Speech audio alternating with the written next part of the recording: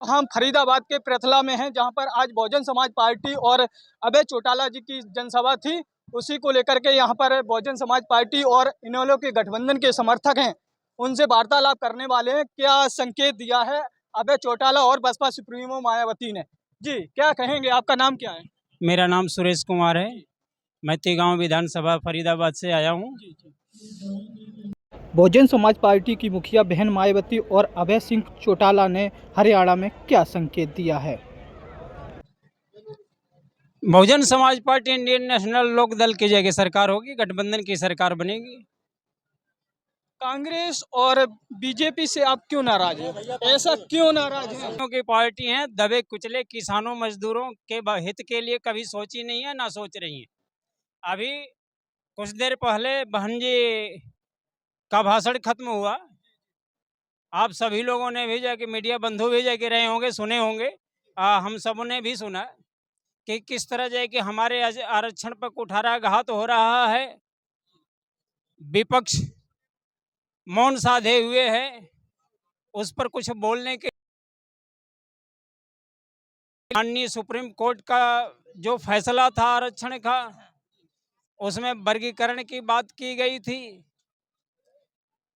तो जब कोई भी कोर्ट का फैसला ऐसा आ जाता है तो केंद्र सरकार को उस फैसले को, वो कानून की तरह हो जाता है, तो उस फैसले को हटाने के लिए अध्यादेश लाना होता है, कानून संसद में पास करना होता है। लेकिन हमारी केंद्र सरकार अध्यादेश अभी अब तक नहीं लाई है। और अनुसूचित जाति जनजाति कोर्ट का फैसला है, उससे जो है कि हमारे अपने ही बंधुओं के बीच लड़ाने का काम जो है कि होगा। आपस में लड़ाने की कोशिश जो है कि ये पार्टियां कर रही हैं, ये सरकारें कर रही हैं, इसका फायदा नहीं होगा। अभी मैं तो ये कहता हूँ कि जो आरक्षण पर चर्चा तो तब होनी चाहिए जब पूरी तरह जो है कि आरक्षण भर दिया जाए। बहुत सारे आरक्षण के कोटे खाली पड़े हैं और गवर्नमेंट वैकेंसियां नहीं, यदि निकालती भी है तो हमारे आरक्षण कोटे को भरती नहीं है।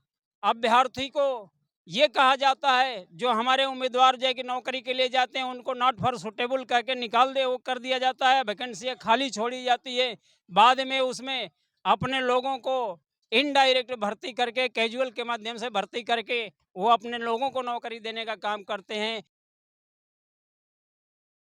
इससे हमारे उन्मूलन के लिए जो आरक्षण की व्यवस्था की गई है कि इन गरीबी की रेखा से ऊपर उठेंगे, समाज में बराबरी का दर्जा पाएंगे, उससे वंचित रह जाते हैं। वर्तमान सरकार में लगातार दर बढ़ रहे हैं, उसको लेकर के क्या कहेंगे? इसीलिए बदलाव की जरूरत है। वर्तमान सरकार ही नहीं, इससे पहले की जो हुड्डा सरकार थी और ये जो सरकार जो है कि भाजपा की सरकार है, इन दोनों ही सरकारों में दलितों पर, महिलाओं पर, किसानों पर अत्याचार हुए हैं। इसलिए एक बार कि ना हम कांग्रेस को सत्ता में आने देंगे, अब भाजपा को सत्ता से बाहर खदेड़ करके गठबंधन की सरकार बनाएंगे। हाल ही में लोकसभा सांसद कांग्रेस की नेत्री है शैलजा कुमारी पर कांग्रेस किया है, उसको लेकर ये उन्होंने दिल की बात कह दी। राजनीति में बहुत सारी चीजें ये होती हैं कि अंदर चलते हैं और वो गलती से जो अंदर दिल में रखते हैं वो बातें उन्होंने बाहर रख दिया। हमारी बहन शैलजा को ही अपमानित नहीं किया है, पूरे दलित समाज को इन लोगों ने अपमानित के लिए तैयार हैं। कांग्रेस को भी पता चल जाएगा कि दलितों में कितना दम है और जाए के ये क्या करते हैं। स्पष्ट कह दिया आपकी बार इनेलो और बसपा की सरकार हरियाणा में बनने वाली है। जी, आपका नाम क्या है? मेरा नाम हरिंदर कुमार है।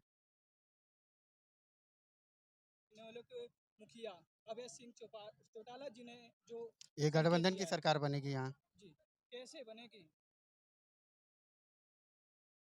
ऐसे हाँ, समाज एकजुट होना होगा। जी जी, आपका नाम क्या है? बहुत बहुत धन्यवाद आपके लिए, जो आप चैनल वालों के लिए। सबसे पहले नमो बुद्धाय, जय भीम जी। मैं जेवर ग्रेटर नोएडा से यूपी से हूँ और मैं इसीलिए बहन जी को देखने आया हूँ कि आपके देखते बहन जी क्या नाम बताता बहन जी को जो अपमान किया था। नहीं सैलजा सैलजा शैलजा बहन जी को जो ये मान्यवर काशीराम साहब ने कहा था कि हमारे अपमान क्यों क्यों होता है अगर हम कोई प्रदर्शन करते हैं या वैसे करते हैं, कुछ नहीं होने वाला जब तक हम सत्ता में रहेंगे, जब तक हम पर क्राइम होते रहेंगे, रात दिन होते रहेंगे। परंतु जब हम एक बार सत्ता में आएंगे तो फिर हमारा कोई भी मतलब हमें बाल बांका नहीं कर सकता। ये केवल बहन शैलजा का ही नहीं, पहले से ही उत्पीड़न होता आ रहा है। अभी इन्होंने वही कांग्रेस और बीजेपी, बीजेपी तो बाद में आई है पर कांग्रेस 1885 में आई थी।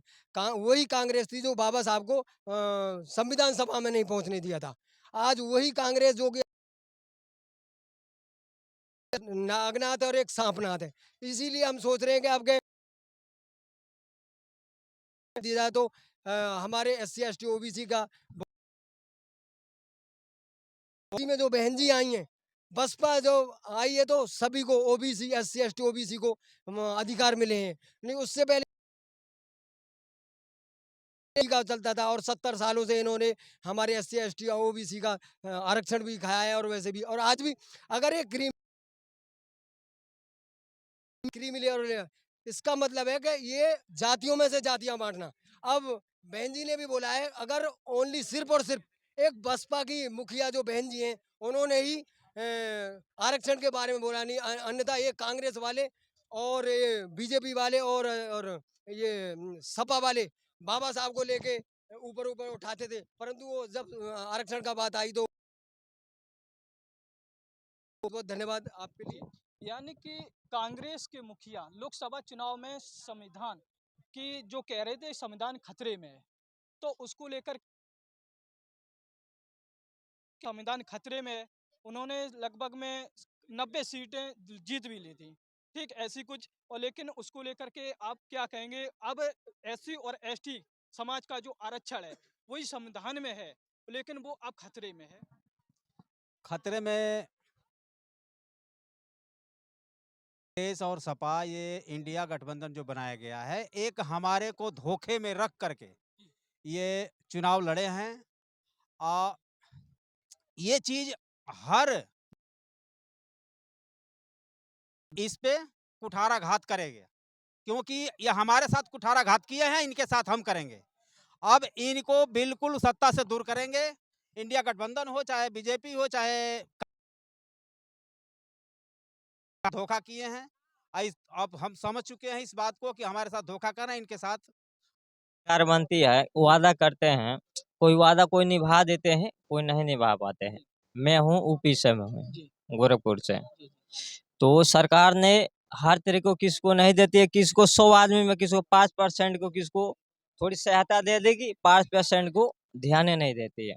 तो यही सरकार के कहना, मैं अपना काम बनता, मैं तो कुछ और, मेरा मुंह सिंह तल्ला है, अपना काम बनता माँ चुदा जानता। तो सरकार की यह नियम है, कहीं की सरकार की यह नहीं नियम तो है। सरकार कहीं की आपको सरकार 5 किलो आपने- राशन और सिलेंडर और उसमें जो तो सर, खेती उसमें बाड़ी तो के पैसा रुपया लग- आते हैं, पैसे उसमें आते पैसा हैं। पैसा लग रहा है, उसमें भी तब तो मिल रही है, उसमें भी 50-60 रुपया लग रहे हैं। उसके बाद राशन अपने मिल रहे हैं, ये सब पैसा लग रहे हैं। कहीं भी जिला में जाओ, साटा को जो यानी कि युवा ने स्पष्ट कह दिया है, अगर रोजगार होगा तो हम जो मूलभूत चीज़ें होती हैं हम खरीद लेंगे।